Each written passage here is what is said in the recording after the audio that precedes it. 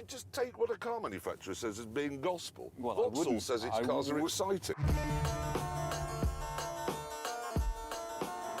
I'm intrigued by this car because it represents a whole new way of thinking about what a car actually is. Take this enormous command and control screen. It does all the usual stuff, navigation, music, connectivity, and so on, and so much more. For example, if I want, I can turn it into a sketch pad. Then I can just, draw pretty patterns and so on.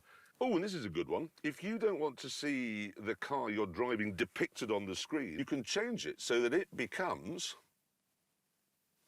Bond's Lotus. Or, if I'm bored, which I am, I can change it so that I become on Mars. Look at that, I'm actually on Mars. I mean, I'm not there, obviously, but it says I am, and that's fun. If I pull this lever here twice, I get a bong to tell me I've engaged the autopilot, which means I'm not driving.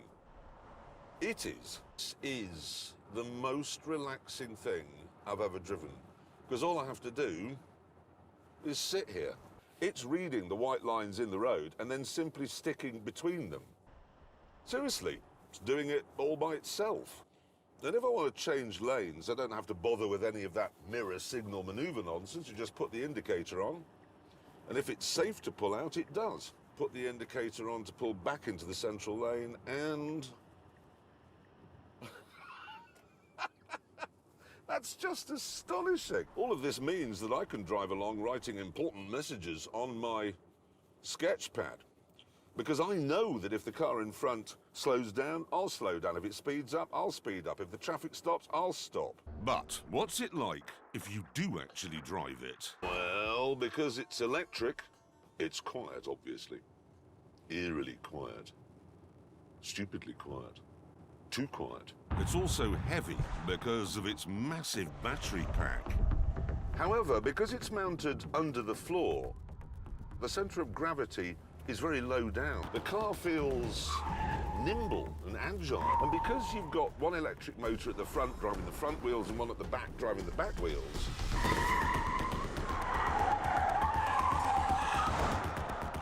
feels good. What I'm going to do now is drag race this against a mid-engined V10 powered 600 horsepower Audi R8. Right, before I do this, I'm going to engage what's called ludicrous mode. There we are. Hold on, I've got a choice. Really want to do this? No, I want my mommy. Yes, bring it on. And then, because I have the mental age of a 9-year-old, I'm going to use the warp speed graphic. And there it is. Right, good. I'm ready.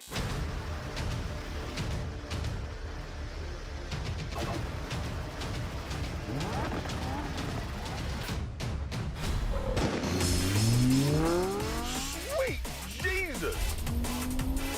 That really is properly ludicrous. 100 miles an hour. 105, 110, 112, the Audi's coming. But not fast enough!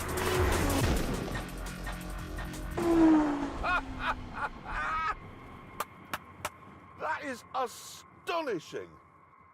Small wonder this thing is fitted with my favourite mode of them all, celebration mode. What's this?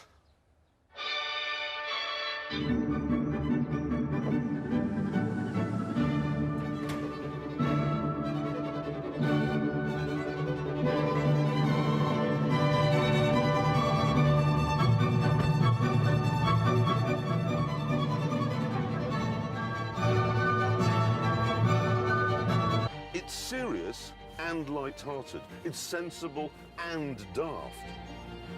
It doesn't feel like anything else. It doesn't go like anything else. It's fabulous. We on this show have some experience of electrical fires in a crash. And this has the same sort of batteries that the Rimac had.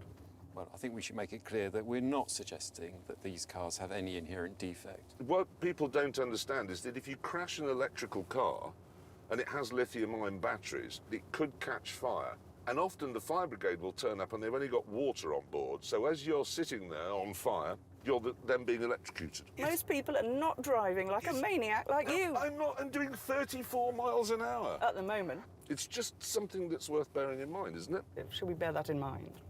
No, what we should bear in mind is that, what I've just written on the screen.